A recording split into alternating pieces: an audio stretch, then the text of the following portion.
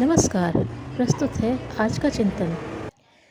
बच्चों में पैदा होने वाली खराब आदतें, बुराइयों का कारण उनके पूर्वाग्रह, संस्कार, मूल प्रवृत्तियां तो हैं ही, किंतु इस संबंध में माँ बाप का गलत व्यवहार, अदूरदर्शिता, अज्ञान भी एक बहुत बड़ा कारण है।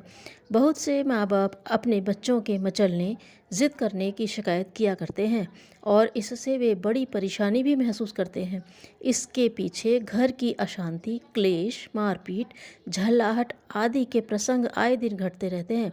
बच्चों को इस गुस्ताखी के लिए दोषारोपण, ताड़ना, तिरस्कार आदि का भागी बनना पड़ता है, किंतु विवेकपूर्वक देखा जाए तो बच्चे को जिद्दी और उद्दंड बनाने में अभिभावकों का ही बहुत बड़ा हाथ होता है। बच्चे तो उस नवजात कोमल पौधे की तरह हैं जिसे विधिवत सींच कर, खाद देकर, काट छाट कर माली सुसंस्कृत रूप देता है। माली की भूल, अज्ञान अथवा लापरवाही से सुंदर दिखने वाले उद्यान भी बीहड़ जंगलों में परिणित हो जाते हैं। अच्छे भले दिखने वाले पौधे बेडौल और कुरूप लगते हैं। अक्सर माँ बाप प्रारंभ में अधिक लाड़ प्यार अथवा उदारतावश उचित अनुचित का ध्यान रखे बिना ही बच्चों की विभिन्न मांगों को पूर्ण करने लगते हैं। इतना ही नहीं, कई माँ बाप तो गर्वपूर्वक कहते हैं, मैं नहीं चाहता मेरे बच्चे दुखी रहें, किसी तरह का अभाव महसूस करें। जब बच्चे इस अत्यधिक उदारता के वातावरण में पलने लगते हैं तो उनके मन और मस्तिष्क पर वैसा ही प्रभाव पड़ने लगता है जिस स्तर पर माँ बाप उनकी आवश्यकताएं पूर्ण करते हैं, वही बच्चों का स्तर बन जाता है। किंतु गृहस्थ जीवन में बढ़ती हुई जिम्मेदारियों, खर्चे, बदलती हुई परिस्थितियों अथवा आकर्षण कम होने पर बच्चों के साथ व्यवहार में भी परिवर्तन होने लगता है। पहले जितनी उदारता से बच्चों की आवश्यकता पूर्ति का ध्यान रखा जाता था, वैसा बाद में नहीं रहता, किंतु बच्चों का मानसिक स्तर पूर्व जैसा ही बना रहता है। जिस वातावरण में उनका पालन पोषण पहले हुआ, उसी की आगे भी अपेक्षा रखते हैं। पूर्व अभ्यास जन्य आदतों से प्रेरित होकर वैसे ही बच्चे वैसी ही मांग भी करने लगते हैं। उधर माँ बाप से उनकी मांग की पूर्ति नहीं होती। इस पर बच्चे रोते हैं, मचलते हैं, रूठने लगते हैं, चिल्लाते हैं, गाल फुलाकर एक कोने में दुबक जाते हैं तो माँ बाप द्वारा भी झल्लाहट, ताड़ना, मारपीट आदि शुरू हो जाती है। सारे घर में कोहराम मच जाता है। बच्चों को दोष दिया जाता है, उनकी आदतों की आलोचना की जाती है। विचार विवेक से शून्य बालक कभी कभी दूसरों की देखा देखी भी कुछ अनावश्यक मांगे कर बैठते हैं। ऐसी स्थिति में बच्चों का ध्यान प्यार, दुलार और स्नेह से किसी दूसरे पहलू पर केंद्रित कर देना चाहिए। उन्हें किसी खेल में लगा दिया जाए। समझदार बच्चों को समझा भी देना चाहिए। कई माँ बाप जो ऐसी स्थिति में बच्चों को ताड़ना देते हैं, उनकी मांगों को ठुकराते हैं, उन्हें बुरा कहते हैं, वे वस्तुतः अपने बच्चों में मचलने, जिद करने की आदत डालते हैं। बच्चों के साथ जिद करना उल्टा उन्हें अधिक जिद्दी और हठी बनाना है। किसी भी बात पर बच्चों का विरोध करने पर उन्हें उत्तेजना मिलती है और वे अधिकाधिक जिद्दी बन जाते हैं। यही खराब आदतें आगे चलकर अनुशासनहीनता, उद्दंडता, झगड़ालू प्रवृत्ति, अशिष्टता, असभ्यता को जन्म देती हैं। बच्चों में सहज स्वतंत्रता का भाव अधिक होता है। उनकी स्वतंत्रता में बाधा डालना, उनकी बातों का विरोध करना उनमें अधिक जिद्दी, झगड़ालू एवं मचलने की वृत्ति को भड़काता है। बच्चों के सुधार का कोई भी नियम स्वयं बच्चों की सहमति प्राप्त करके लागू करना अधिक प्रभावशाली होता है।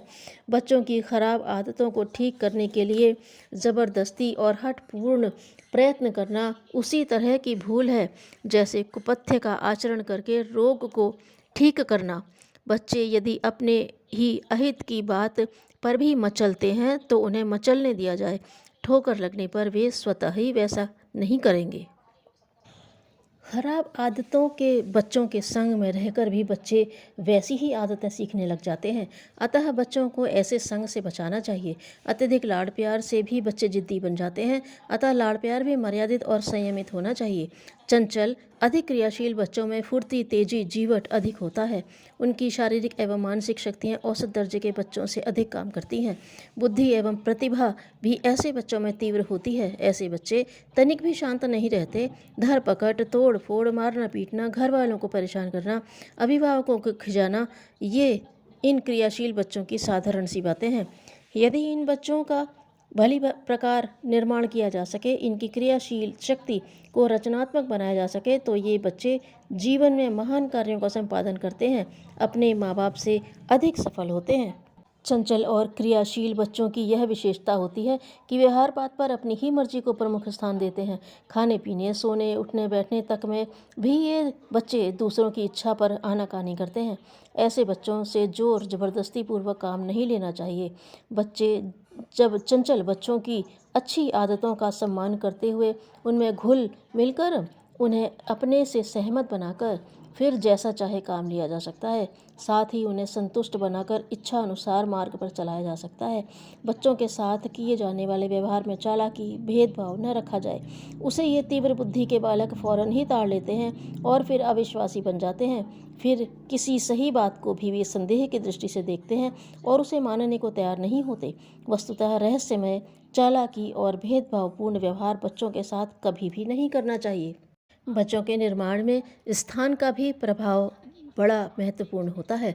बच्चों के मानसिक स्तर पर स्थान का जो अनुकूल अथवा प्रतिकूल प्रभाव पड़ता है, उनके व्यक्तित्व के निर्माण को भी प्रभावित करता है। इन बच्चों का प्राकृतिक स्वभाव बहुत से लोगों के बीच रहने का होता है। उन्हें एकाकी और सुनसान स्थान में रखना ठीक नहीं। इससे उनमें कई मानसिक उलझनें, भय, संदेह, शंका, विक्षिप्तता आदि पैदा हो जाएंगी। ऐसे बच्चों का मानसिक विकास और पुष्ट व्यक्तित्व का निर्माण सामूहिक रहन सहन में भली प्रकार हो सकता है। चंचल और क्रियाशील बच्चों के लिए सबसे आवश्यक बात है कि उन्हें किसी न किसी रचनात्मक कार्य, खेल कूद, भाग दौड़ आदि में लगाए रखा जाए। जिन घरों में बच्चों को किसी रचनात्मक कार्य में लगा दिया जाता है, तो वे बच्चे जीवन में महत्वपूर्ण कार्य करते हैं और वे औसत दर्जे के बच्चों से अधिक सफल होते हैं। ठीक शिक्षण निर्माण न होने पर ऐसे बच्चे औसतन बच्चों से अधिक खराब, अपराधी और भयंकर भी बन जाते हैं। देवत्व साधना से मिलता है। धन्यवाद।